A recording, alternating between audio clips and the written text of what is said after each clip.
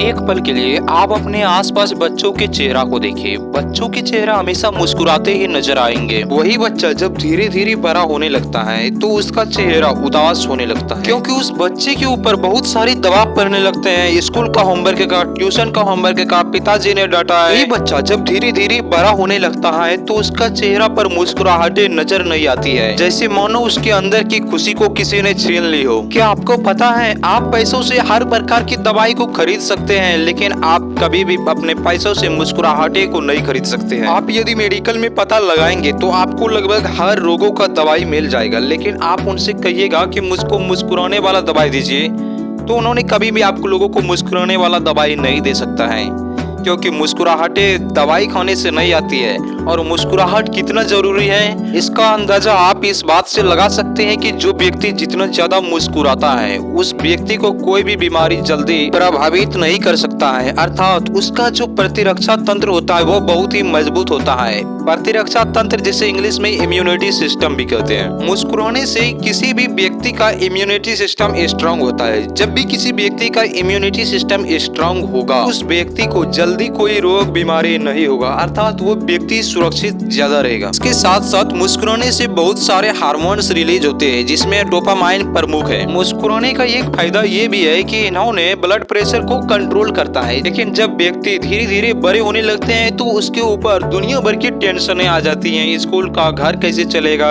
कल वहाँ पे जाना पड़ेगा, परसों ये काम करना पड़ेगा, तरसों ये काम करना पड़ेगा, आज सब्जी लाने बाजार जाना है, आदि आदि। इस प्रकार ये टेंशन आपसे हंसी और खुशी दोनों छीन लेते हैं। कुछ पल के लिए आप सोचिए, क्या टेंशन लेना हम लोगों के लिए आवश्यक है? क्या टेंशन लेने से सारा कार्य हो जाएगा? नहीं ना।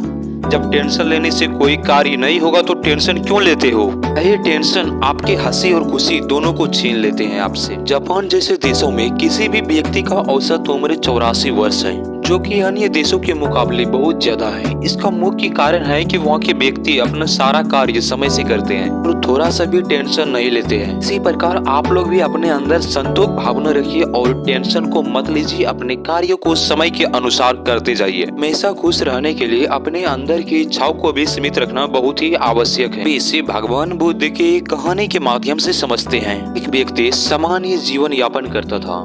वो दूसरों के सुखों को देख करके बहुत ज्यादा जलते थे, जिसके कारण वह व्यक्ति कभी भी सुखी नहीं रह पाता था।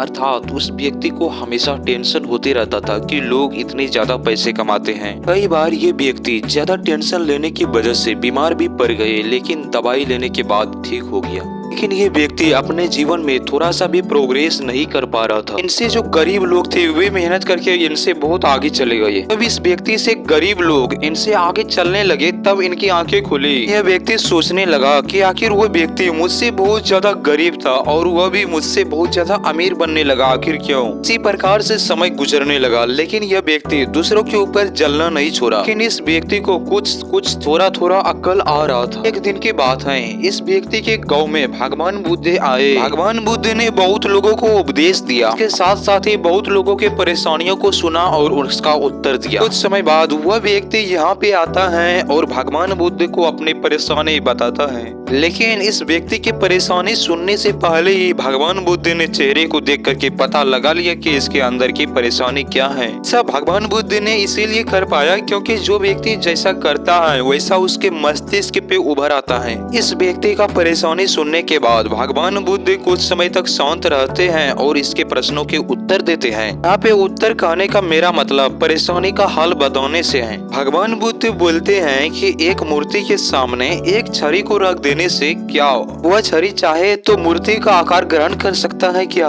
वह व्यक्ति जवाब देता है, नहीं, यह कभी भी संभव नहीं है कि मूर्ति के सामने छड़ी को रख दिया जाए और छड़ी मूर्ति का आकार ग्रहण कर सकता है। भगवान बुद्ध बोलते हैं कि ठीक इसी प्रकार से तुम्हारे अंदर की जलन भावना है। यह भावना चाहता है कि मैं उनसे ज्यादा अमीर बन जाऊं, जो कि कदापि संभव नहीं है। यह व्यक्ति भगवान बुद्ध की बातों को सुन करके समझ जाते हैं कि मैं कहाँ पे गलतियां कर रहा हूँ। यह व्यक्ति भगवान बुद्ध को प्रणाम करते हैं और अपने घर की ओर चलते हैं और जीवन में कभी भी दूसरों के ऊपर जलते नहीं है। यदि आप लोग भी चाहते हैं कि अपने जीवन में कभी भी दुख न हो तो उसके लिए मैंने एक अलग से वीडियो बना दिया हूँ, जो कि आप लोगों को होम स्क्रीन पे शो हो रहा होगा। मैंने दुख होने के 8 से अधिक कारण बताया हूँ, तो कृपया कर उस वीडियो को जरूर देखें। साथ ही वीडियो को लाइक कर चैनल को सब्सक्राइब कर लीजिएगा।